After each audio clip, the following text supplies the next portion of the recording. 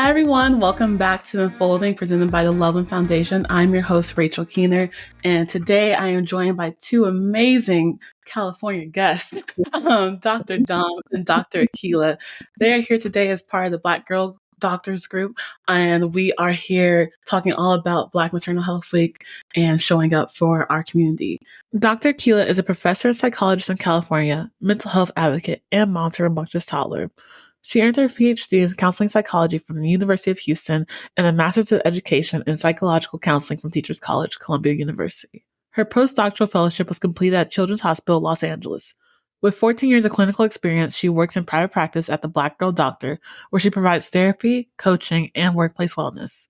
Dr. Akila's specialties include working with professional women, parenting, relationships, and work-life harmony.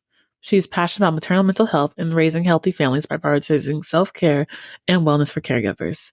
Dr. Dom is a licensed psychologist in Northern California. She graduated from Grambling State University with a bachelor's in psychology, then from the University of Iowa with a PhD in counseling psychology. Dr. Dom works in a hospital setting and a group private practice, the Black Girl Doctor, providing individual and couples therapy, coaching, and workplace wellness services. She's an expertise in relationships, caregiving and parenting, health management, aging, and grief and loss. Dr. Dom is passionate about working alongside underserved and underrepresented populations to heal wounds and scars of the past. So, welcome. Thank you so much for being here. How are you two doing today? Dr. Dom, how are you doing? First podcast. Yes, doing well. Excited to be here. Thank you for having me. Yes. And Dr. Akilah, how are you? I'm good. I'm happy to be, like you said, with the girls. Yeah, with the girls, California girls. So happy to be on the same time zone as y'all. Really quickly, we're here for Black Maternal Health Week, and just want to see how you guys, like in your practice, like how that shows up, and like just introduce yourself to the audience and all of that. I'll jump in, or you can. Go ahead. I am Dr. Domonique Shaw, aka Dr. Dom, a licensed psychologist with the Black Girl Doctor. And I would say that's been sort of the source and sort of the well where I get to do this work through. So with the Black Girl Doctor, we specialize in caring for professional Black women as they thrive and as they move up the ladder and pursue wellness and greatness. But our mission being to work to not kind of withhold or neglect our joy along that journey. So through that work, I've found this interest, and through my own motherhood journey, I've found this interest in caring for moms, and specifically Black moms. I've had an interest in caregiving along my academic kind of life, but more from this lens of caring for older or aging adults. And so through my own personal experience, I've kind of dubbed myself the sandwich generation psychologist. So that's really catering to and looking at people who are caring for their children while also caring for their older parents or grandparents. And so that's kind of my entry into this work and the passion I have around it. I like the sandwich idea. That makes perfect sense. So you're hearing both sides. Yeah. Thank you. Dr. Akilah, a little bit about you. So I have some similarities with Dr. Dom, but first let me say my name is Dr. Akilah Reynolds, also known as Dr. Akilah. I am also with the Black Girl Doctor, so I'm a professor and I'm also a psychologist and work clinically with a lot of professional Black women. I was originally trained as a child psychologist, so I used to work a lot with kids, and over the course of working with kids, I think many of us learned that it's really also important to work with their parents. And so over time, I segued, particularly when I joined the Black Girl Doctor, to focusing specifically on parents and adults. And then when I became a mom myself, I really got a firsthand look at just how important it is to work with moms, especially moms who are adopting a new identity of motherhood. And so in the last couple of years, I've gotten a lot more moms who have come to see me clinically and have been developing an expertise at working with mothers, particularly Black moms. Dr. Dom and I also have the privilege of starting a wellness group for Black moms called Black Moms Play Date. So we launched that last fall and our last winter, and had an amazing opportunity to work with moms across the states, really helping to instill joy and connection in a culturally competent way. Yes, I love that. And it's so timely because you two know, but my nephew was just born last Sunday, and this is the first. I know, I'm so excited. I'm telling everybody.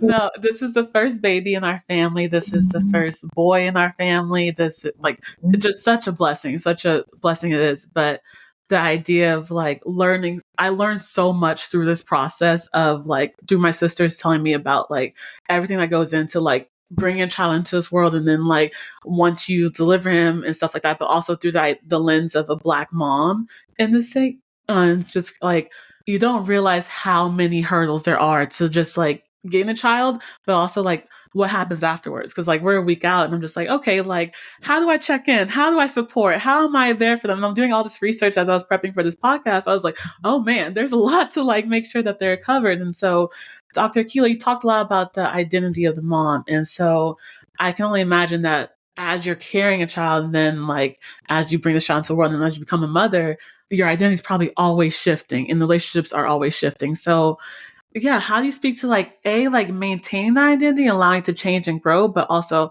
how to support someone who's just given birth in that self discovery process? Super important questions. And those are questions that I kind of have began answering as a mom myself. So I will say before I became a mom, I honestly was just like, oh, I knew it would be hard. Like I know motherhood, I knew it would be hard. And I always wanted to be a mom, but I didn't realize how just challenging it would be. And that it really started honestly during pregnancy and for me prior to pregnancy, because I had infertility. So I struggled with becoming pregnant. And so this identity shift started a lot sooner than I anticipated prior to becoming a mom.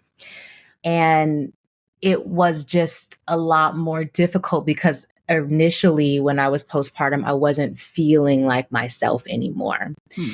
And that's often a story that I see and feel from many of the women that I work with, that when they became mothers, and for many people that may shift about when they actually started to feel it. But whenever that is, it was a huge, like stark difference from their identity before.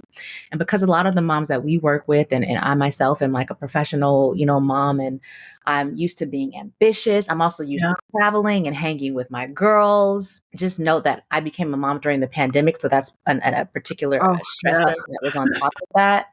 But it was just so challenging for me. And I hear from so many moms just how challenging it is, just feeling like yourself and trying to find yourself again. And I appreciate how you said, like, it's like a growth, or it's growing and it's an expansion.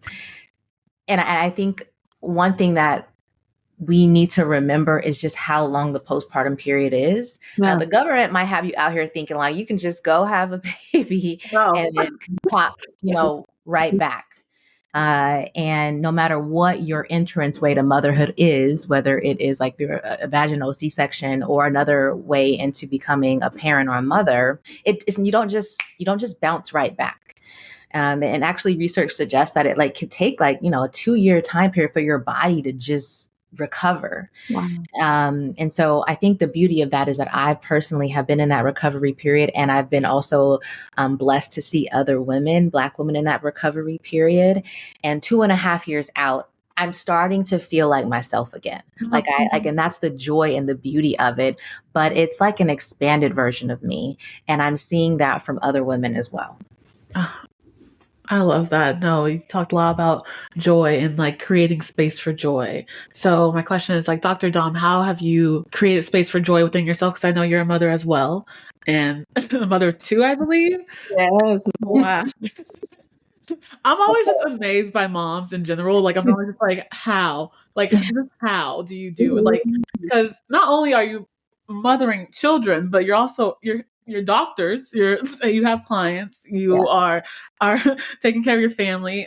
How are you able to create space for joy for yourself and for your family, and just like creating that space for joy? Like, how do you do that? Absolutely. It is one of probably my highest priorities as a person, as a mom. And so the way I do it with as much ease as there possibly can be is to pair things. So I center and try to focus my intent on bringing playfulness, bringing joy into how I show up to my family, in a way that sometimes may be like excessively silly, excessively like goofy and doing the most. But when my girls come home from daycare, I am the mom who's going to check in, all the serious stuff, like what all happened. I mean, my 1-year-old can't tell me much about what her day. But the 4-year-old, she'll tell me all the tea. Wow.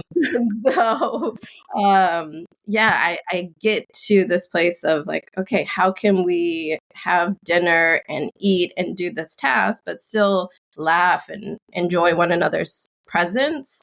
And so that's really important to me. Doing fun things with my kids that are very kid oriented, but as the adults person in that dynamic, I still have fun and joy in. I laugh because bedtime is oftentimes not a fun time of the day in a parent's life. But that's even a place for me that I try to find joy. Me and my daughter will be cutting it up in in the bathroom as we're doing bath time and as we're like getting PJs on. And my husband hates it because he's like, okay, this is supposed to be like a calming experience. We got to get it in. Like, we got to fill and fill the cup as much as we can before this baby gets put down. But even as I say that, I recognize that that is still so much for me. Like, I do work to fill her cup, make sure she recognizes that she's loved and she's cared for.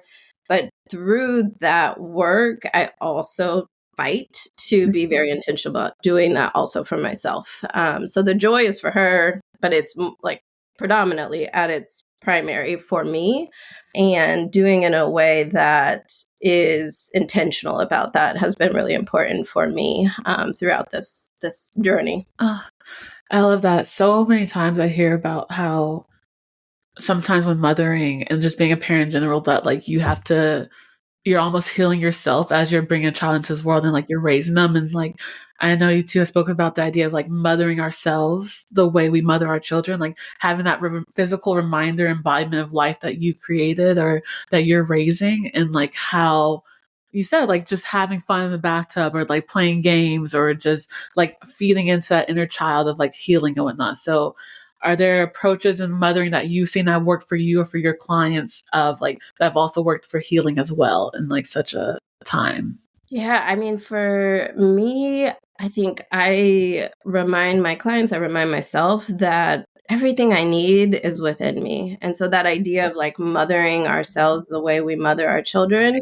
Everything I need is within me. You can't just say that line and then just like go over it. Wait a second. It is so real. And I have to, that is like my new motto for life, my new affirmation for life, because yes, we get very critical. We get very self-doubting in ways that we lose sight of that reality. And it is truly a reality that we have to hold on to. And so that idea of mothering ourselves as we mother our children, most of us are pretty darn good moms. And we do use our focus and attention on being that for others. And so we have a ton of skills. We have a ton of ways and approaches to caring for a child. And so it's about internalizing that and pouring it back into ourselves. Sometimes it's the very same conversations that we have with our child that we can have with ourselves through our introspection and reflection, the very same tasks and things we do for our child that we can do for ourselves. And so, yes, that the knowledge, the skill set is all there. It's really just shifting the target, from the child to the self and back and forth and ebbing and flowing constantly. Yes. It sounds like your joy that you have, Dr. Dom, and like the silliness is maybe like what you're talking about as well. Mm-hmm. Like you do that for your daughter and for yourself. Mm-hmm. Absolutely. Yep. I fully believe that there's like a freedom in being silly and being goofy and like having that you're just like giving yourself time to like play, and like I feel like a kid is like the perfect excuse to go play, have fun. Yep. Dr. Akilah, something that you said that shocked me is that postpartum is 2 years, which is wild to me, that like maternity leave can only be like 3 months, 4 months. I'm not too well versed on that. Like, If you're lucky. If you're lucky. if you're lucky, no, if you're lucky, because there's so like, and I think the point of this conversation, because for me, I'm also trying to learn, is like how to be supportive to parents, new parents, old parents, like people have been parenting for years, because I don't think it just stops after the baby hits like 1 or 2. Yeah. I think you're always going to need that village. So, in your experience, like, what did you need during your postpartum, and what do you need right now? And like, what are your clients needing as well? Please, just That's a wonderful question, Rachel, and I appreciate you bringing attention to it, because I think that that's where there could be a lot of filling in the gaps. A lot of the moms, including myself, that I work with, like they talk about like this feeling of isolation, or like disconnect from maybe their old selves or parts of themselves that are still there, but they can't feel, and other people and other things that they used to do. And, folks have the baby blues, and sometimes folks also have postpartum depression or anxiety. And even if you don't have like a clinical level of that, there's still a lot of emotions or feelings that moms get early on during pregnancy. And for some moms, like they persist throughout their kids' childhood. And so I think, number one, what folks can do when you're trying to support a mom, particularly a mom earlier on, but also a mom throughout, their child's childhood, is really remembering that moms need love and care too, especially early on. Yeah. So as much as you want to come and love and hug on that baby, also think about like how you can come and love and hug on that mom, and be thoughtful around what that support looks like for them. Yeah. So you might ask them what they need. You might also just kind of be attentive to what they need and observe what you notice and try to fill in those gaps, and also think about what you know about your friend, your sister, your loved one, whomever, and feel in those needs.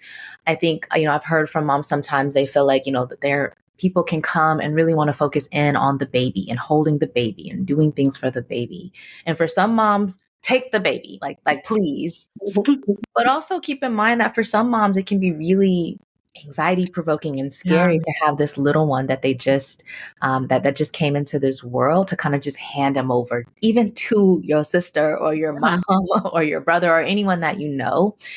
And so I would say, like, just be mindful that in that early phase, like, moms are adjusting as well. And so, try not to take it personal if a mom that's not really the way that the mom really wants your care and attention.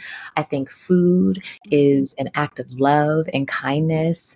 I think doing dishes and laundry, running errands, just coming and sitting and be with the mom, I think those are also ways that people might underestimate that may have a really huge impact on moms and on families. Yeah, no, I love that you said that, because my sisters, they had the baby, and now they're taking like 2 weeks to a month to just like get into routine with the baby, like, and not having many visitors, and just like bonding with their child. And it's so my family, we love practicing like boundaries and practicing like open communication, having check-ins and affirmations. And like, I really love that they're doing that and creating like space and time for them to just have that moment. And what's been fun for us is trying to figure out how we can still be supportive of them, as parents, because like, that baby has the best moms. That baby's well taken care of. He's beautiful and he's going to be great. But like, how to make sure that like both of them, just not just the birthing parent, but the non-birthing parent, showing up for them. And sometimes I feel like, who do I put my attention on, or who do I check in on? And so a lot of times the non-birthing parent doesn't get as much attention, which we like, they didn't give birth. So like, it's like not as much of a physical thing, but it still very much is an emotional thing as well, and like a mental thing. And you spoke a lot about isolation and like feeling like you're trying to get back to yourself, or like a part of yourself that's lost. Do you see that happening with the non-birthing parent at all? And like, if so, how can we support and show up for the non-birthing parent as well? Yeah. Back to who's going to go. I'll start. I'll let that, and I'll have Dr. Tom come in. But it's definitely a thing. And I think that the father or the non-birthing parent, whomever that is, they can also get postpartum depression or anxiety. So it's not just for the person who gave birth or for a mom. It's really for anyone. It's a huge change and a huge adjustment. And I do think that it's probably an area where the person who didn't give birth or the father, they may not get the attention that they also need. And there's often a shift in the relational dynamic between the two. And I've heard that from fathers or from the person who didn't give birth that sometimes they feel neglected even from the mom or the person who gave birth or the primary caregiver, because there's so much focus and attention on this little baby, and it makes sense. But the person on the other end might need some love, attention, and affection, and may also feel isolated and disconnected, not just from the outside world, but also from the really important people in their home. Dr. Dom, did you have any? Yeah.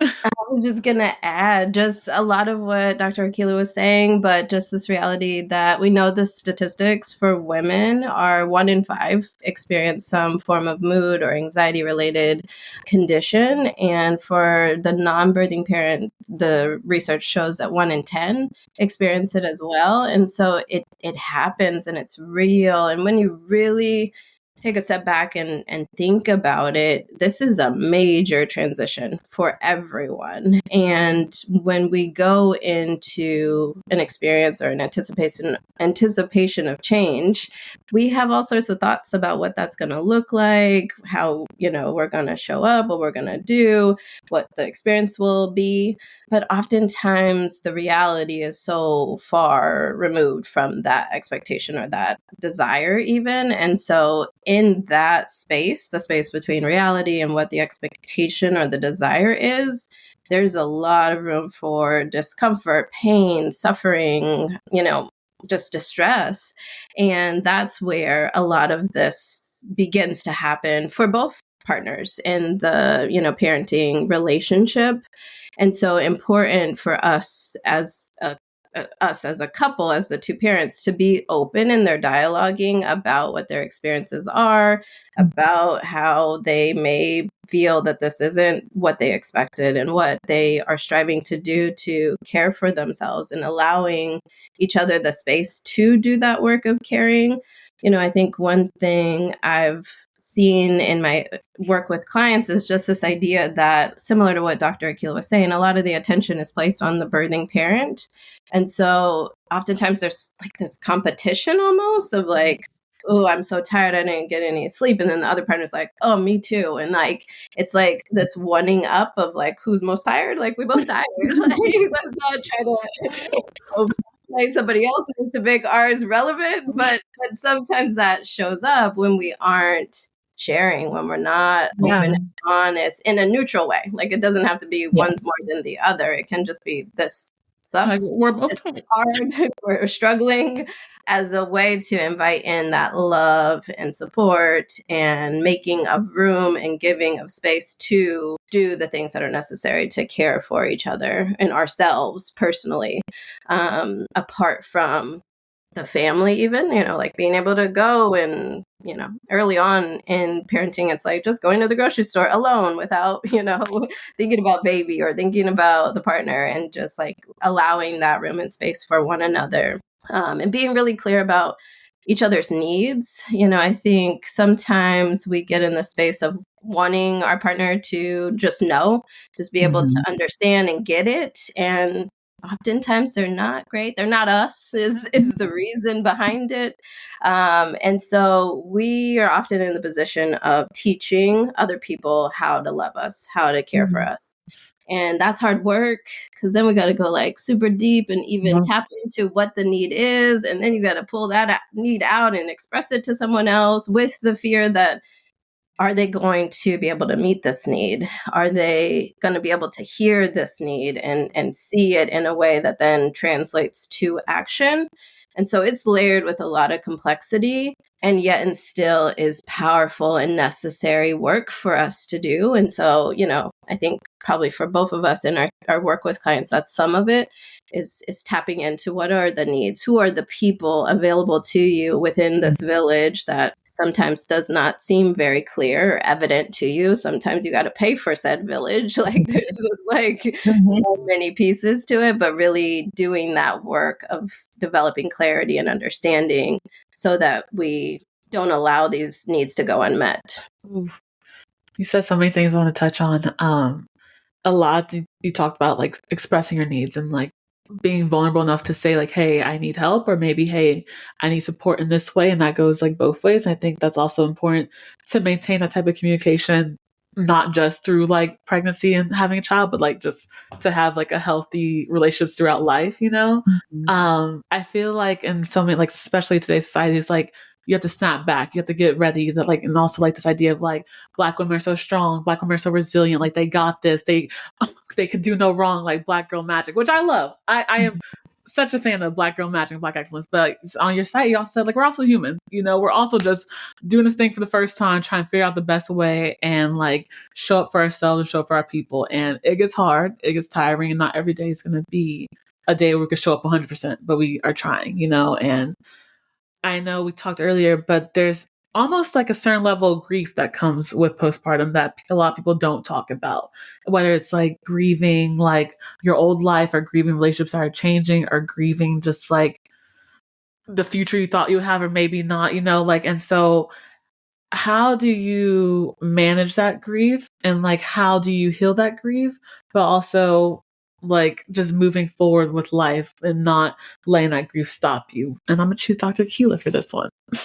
Sure. This comes up a lot in my work.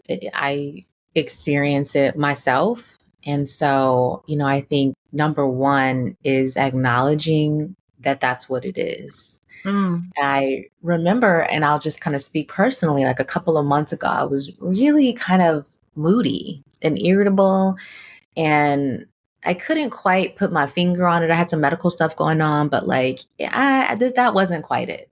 Yeah. And it finally dawned on me, and I talked to one of my best friends, and I was like, I need to talk. And then laid it out. And Yeah. and what I had realized was that I had been so long operating in a space that was like not completely consistent with who I was or who I had been for so long. And there were parts of me that I had given up through motherhood, but also things prior to that. And let's also layer on the pandemic. So there were a lot of things about my life that I really enjoyed and that sustained me. And that included like actually taking a break from work. It included traveling. It included partying. It included going out with my friends. And none of those things had really, and you know, are really happening, especially not to the level that it happened prior to motherhood. Yeah. And so, and I think what I had realized is that there was some intentionality about some of the things that I had let go of because I had some goals in life. I wanted to buy a house and I wanted to have a baby, and all those things cost money. And so I had to slow down on some of the things that I was doing outside of that. And the pandemic happened and shut a lot of stuff down. But I hadn't intended on giving everything up and for so long. And so I think that what I will say then from that experience of my own, and also what I work with my clients on, is just being truly honest and in touch with what actually you are experiencing and that what that grief is. And so, you know, I really appreciated that conversation I had with my friend because I truly got to grieve in the moment and ongoing. And I think grief is something that kind of like you pick up and you also kind of lay it down. Yeah. And I have moments where I truly think about my life. I also, part of what shifted is that I moved. And so I was, you know, I have been in a process of slowly just grieving that move, and it happened so fast. And because I had a baby, I didn't get to move in the way that I usually move, which is like to really honor the place that I am in and that I'm going to, and to say goodbye and all of those things. So to kind of take my run and bring it home, I would say to honor your grief, to acknowledge that that's what it is, to actually feel it, to express it, to verbalize it and express it in other ways that make sense to you. And then to there are parts of yourself that you don't actually have to truly let go of. Yeah. And so maybe you can pick some of those things back up and figure out what that is and figure out a way to integrate yourselves together I think reminiscing is also like a really important thing. So kind of reminisce about stuff that felt good and to create new meaning for yourself, to create a life for yourself that integrates this new identity of motherhood into who you are so that you don't have to feel like you're completely different if that doesn't feel good to you, but that you can keep the core of yourself and expand. Yes. That was so beautifully said. Thank you. Can I add one thing to that? That it's two sides to the same coin. So it is grief, and on one side it's the loss, and then on the other side it's the growth. And I think Dr. Akilah spoke to this as she was sharing that yes, there is a lot of loss that can happen. There's a lot of work around reclaiming the parts of us that we have lost or grieving the parts that we can't get back. And there's also the growth of shedding the unhealthy, shedding the toxic things Yes. that we were, that we no longer have to be or are in this new role, in this new chapter of our lives, and the beauty of that. And I think it's powerful to acknowledge and name that as well. And I think we just get into a new normal, get into a new autopilot to where we don't really reflect and see how much we've grown, how much we've let go of the toxic stuff. And so, it's just this power of being able to see it through both ends of the lens of the coin, of both the loss and the growth that happens. No, like holding both and like being able to appreciate one without the other and like how they go together with the one. Mm-hmm.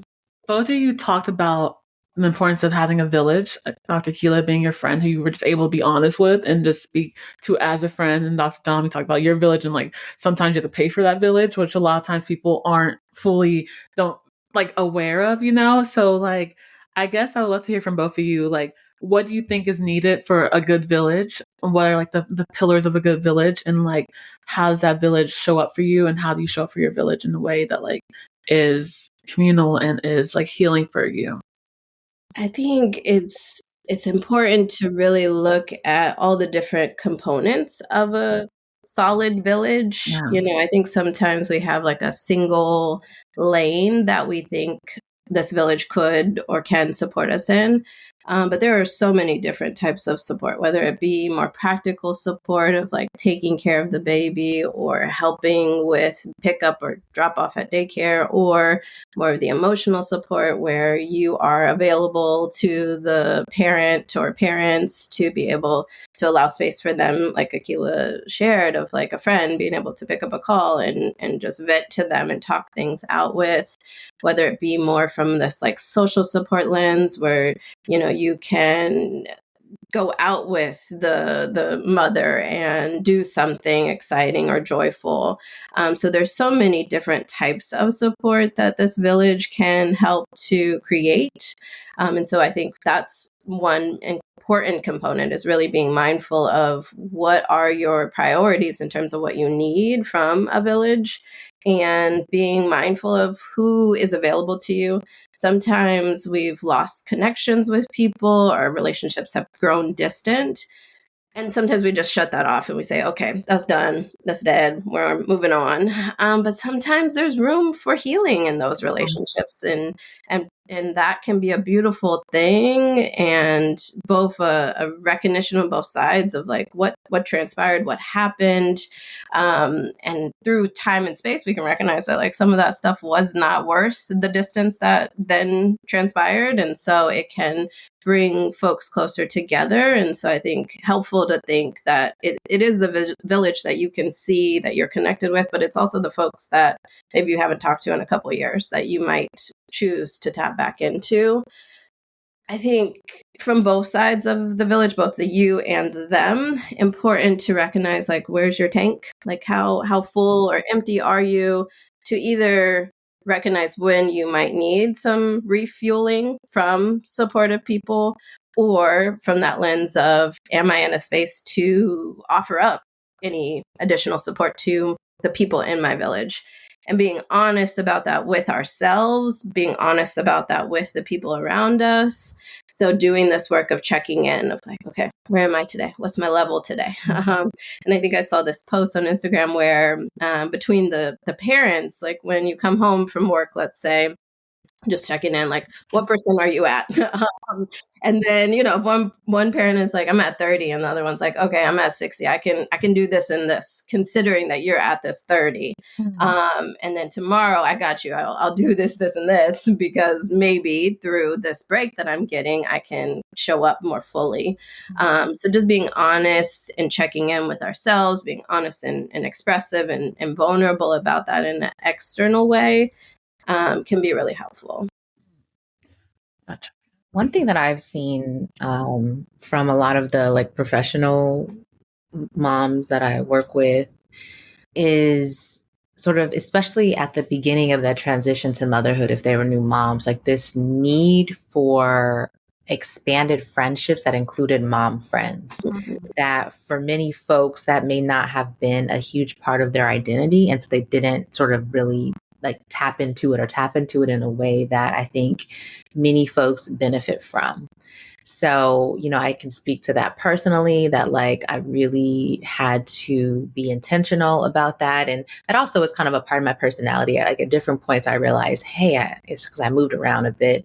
Like I need some friends. And at any point in my life where I'm looking around and I'm like, I need some friends. What about the friends?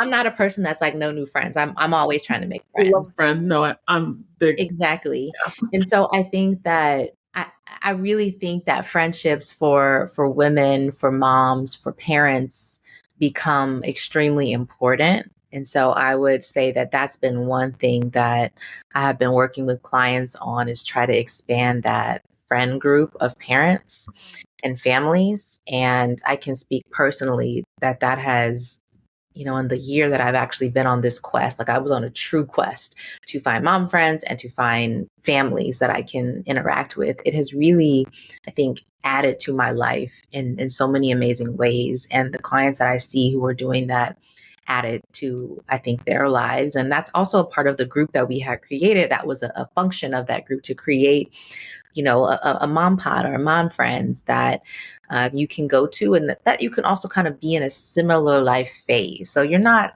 leaving or excluding your other friends. It's just about expanding and being able to connect with folks who understand are in some ways in a similar time frame. Because I will say that some of my family who are moms, they have kids, but they're older. Sometimes I feel like they be forgetting for some reason. Right now. Yes. Yes. I needed a little bit of like the ones who are kind of in the trenches at the same, like doing the same thing at the same time. And also recognizing that as your kids grow, like their needs shift and so do yours. And so, forever be thinking about like what you need in terms of friendships as your life progresses and as your child's life progresses. No, that's so important. And like, I feel like you see your child growing, and it's a reminder of how much you're growing as well. And I know we're coming close on our time, but part of our theme here is all about self-discovery. And like this year, we're talking a lot about like what it means to like be on self-discovery journey. And so I guess my question to you is like, as two moms, how has your self-discovery been, and how has it evolved over time? And like, what are you kind of focusing now on your self-discovery journey? It's really interesting that, now my son is 2.5 and he's very much a parrot. And he literally says, and not just says, but he does like everything we do. So like, even like when I'm walking down the stairs, if I put my hand on the rail, like he puts his hand on the rail, and words that I say, he says. So I think like we know that and we talk about that. And I think as a psychologist, there's an extra degree of knowing, but to actually live it and see it every day, I think just really expands my own eyes. And so for my own self-discovery, I think the ability to be patient has been something that I would say probably not an A student on that most of my life. And I think as a mom, it is requiring so much more of that patience that I have to intentionally expand. And having a toddler who has huge emotions, like really big emotions, it really requires me being in touch and in tune with minds in a way that I can't just say it. Like I have to do it. I have to practice it because my child is going to do and say as I do and as I say. So this journey that I'm on right now of self-discovery is really for me about being the person that I want my son to be.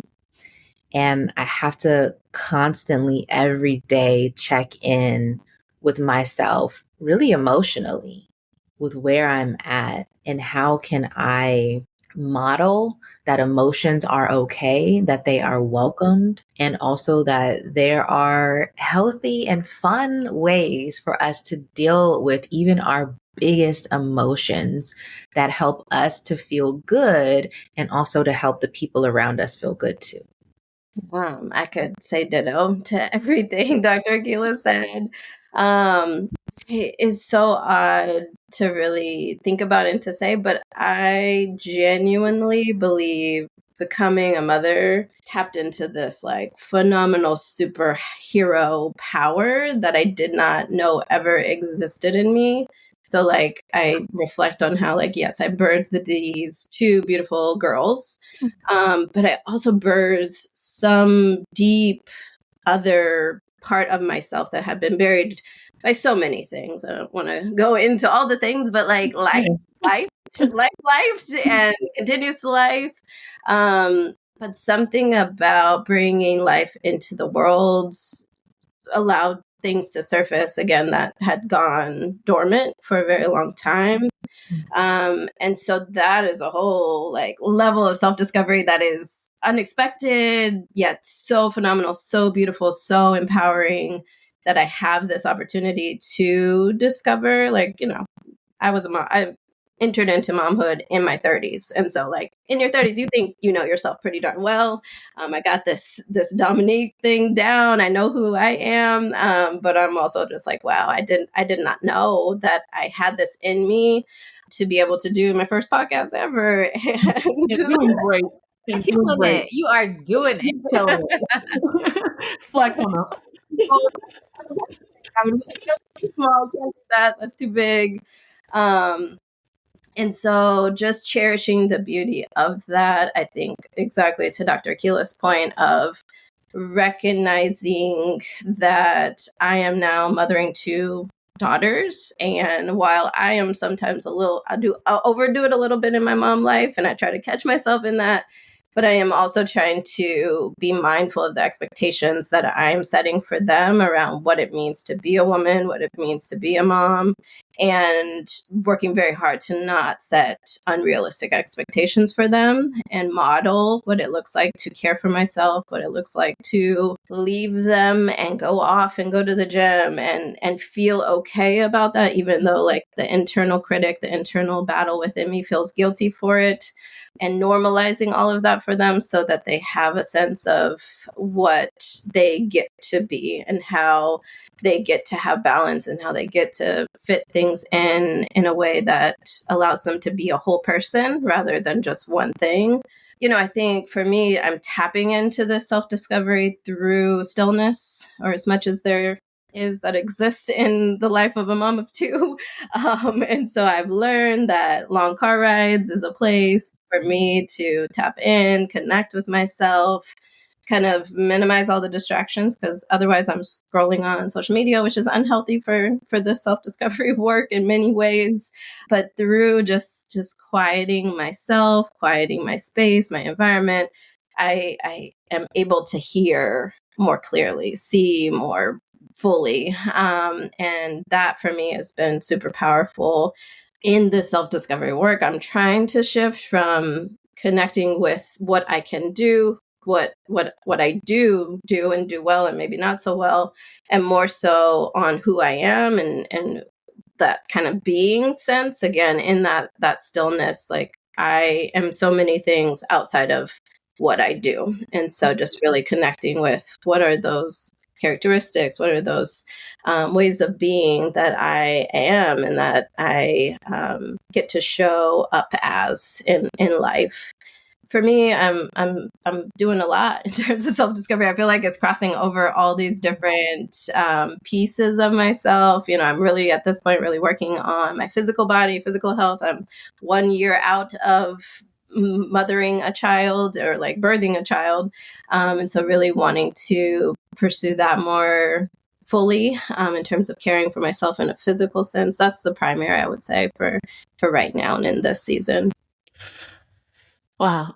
I just got like this a wave of just immense, like, I don't know, like gratitude or admiration for you both. Like, I am so grateful to be in this space with y'all, and also just like want to give you guys flowers for a minute because you guys are killing it. You guys are amazing. The fact that you guys are not only healers and therapists and taking care of so many people and like generations and caregiving, but to also be mothers and to also have your own identity and work on yourself and be so intentional with who you are and how you show up. Like, it is so inspiring, and I am learning so much and taking in everything you've said, and just, like, if I'm ever a mother one day, I hope I am as good as you guys, because you guys are doing great. Like, it really just want to, you guys are doing great. Like, you guys are really doing amazing. And if no one's told you that, like, please, I'm sure they have, because it's clear to see, but how you guys are carrying yourselves, how you guys are just showing up and just being authentic with your journey. And a lot of people talk about the hardships of it and like the self-discovery of it and like the grief of it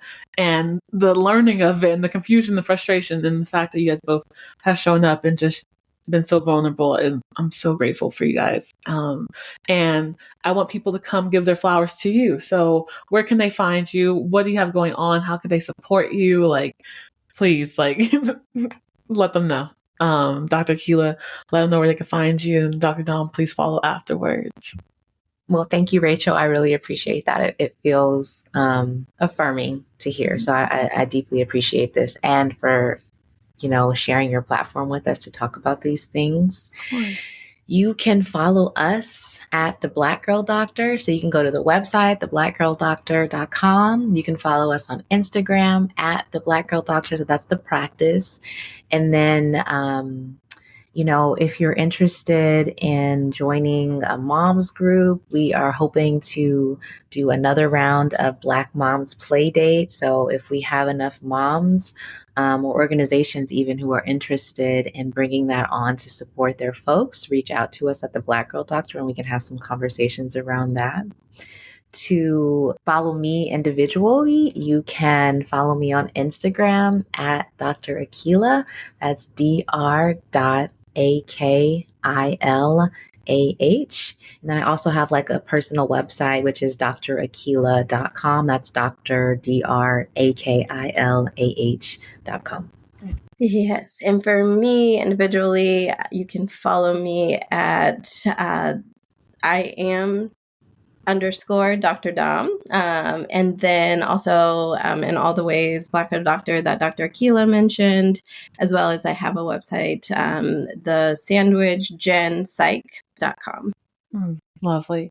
I had one question that was like, what was the affirmation? But you already answered it, and it's everything I need is within me. So I'm going to close out with that. And to anyone who's listening, just know you're doing a great job and just keep showing up. So thank you, everyone. It's been so fun. I'm so grateful for y'all. But yeah, until next time.